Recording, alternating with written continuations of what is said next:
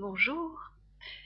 Vous vous êtes déjà raconté des histoires, mais de belles histoires, ou des histoires qui font pleurer, des histoires qui font rire aussi, ou des histoires qui font mal. Hmm. Vous avez remarqué, les films en général qui fonctionnent bien, ce sont des films où il y a de la souffrance, des émotions fortes, et puis ça se termine bien, c'est beau, c'est bon, c'est apaise, tout ça. Voilà. En fait, on est quand même assez fort pour se raconter de belles histoires.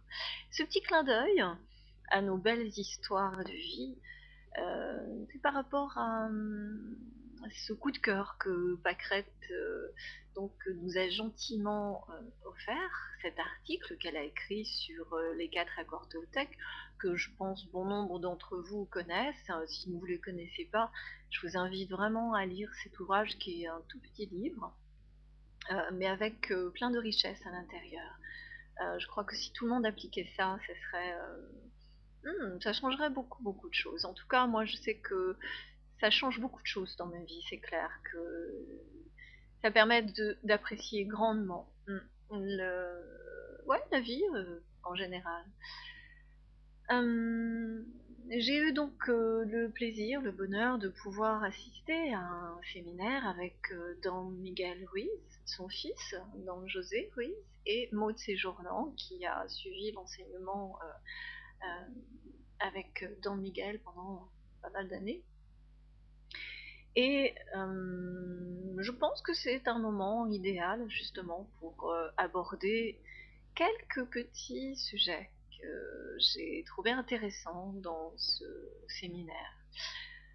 Nous avons donc la capacité de nous raconter des histoires, comme je le disais, et par exemple, se poser en tant que victime, c'est se raconter une histoire. Et être victime, c'est en fait euh, penser que la souffrance est nécessaire pour pouvoir exister. Donc quelque part, en fait, cette souffrance alimente ce rôle de victime, et le fait d'être victime augmente ce sentiment de souffrance.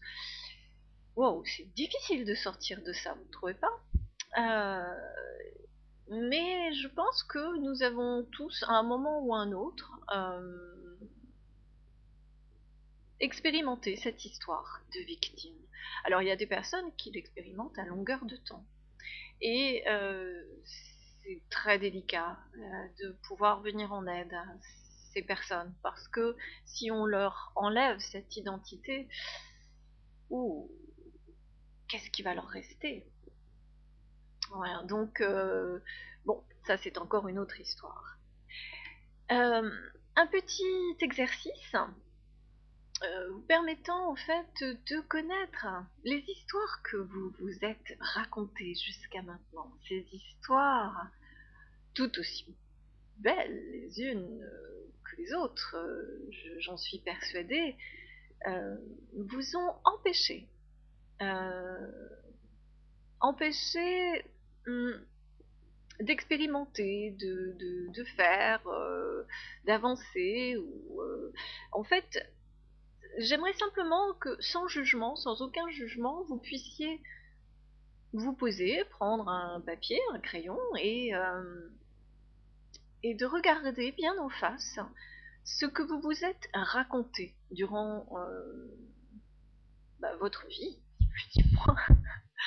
Exemple, en fait, c'est aller chercher ces blocages, ces histoires qui sont restées dans vos canalisations. Maud nous disait, j'ai beaucoup aimé euh, cette, euh, cette petite métaphore, elle disait transformez-vous en plombier, allez déboucher vos canalisations. C'est tout à fait ça en fait, c'est aller déboucher nos canalisations de nos histoires qui sont restées bloquées et qui continuent à nous servir, tout comme la souffrance sert à se sentir victime, et du coup de cette identité de victime nous sert à nous positionner, à avoir un sentiment d'existence dans la vie.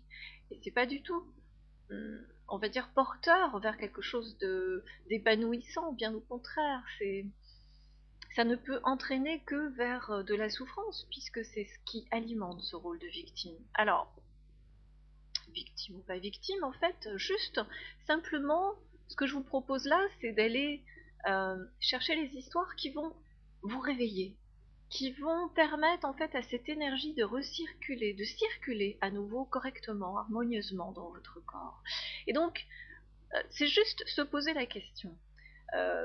Ces obstacles à l'apprentissage en fait, ces obstacles à apprendre de la vie, à apprendre de la vie pour pouvoir euh, avancer avec plus de force, plus d'outils, plus de conviction, plus de lumière, plus de je ne sais quoi, ça vous concerne.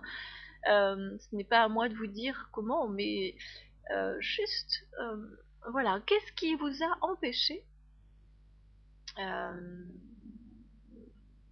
qu'est-ce qui vous a bloqué dans vos apprentissages de vie?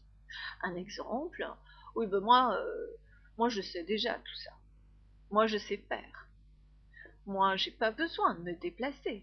Moi, je n'ai pas besoin d'aller expérimenter cette technique-là ou ce protocole-là. Moi, je n'ai besoin de personne. je, je me sens inférieure. Ou au contraire, je ne peux pas être la meilleure ou le meilleur.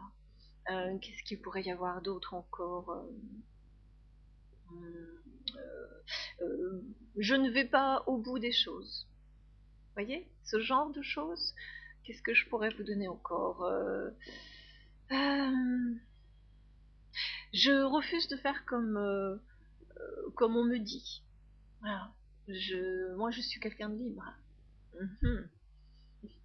Bon, enfin bref, tout ça, ce sont des exemples. À vous de, voilà, d'aller chercher le long de vos canalisations, vos petites histoires, vos petits obstacles.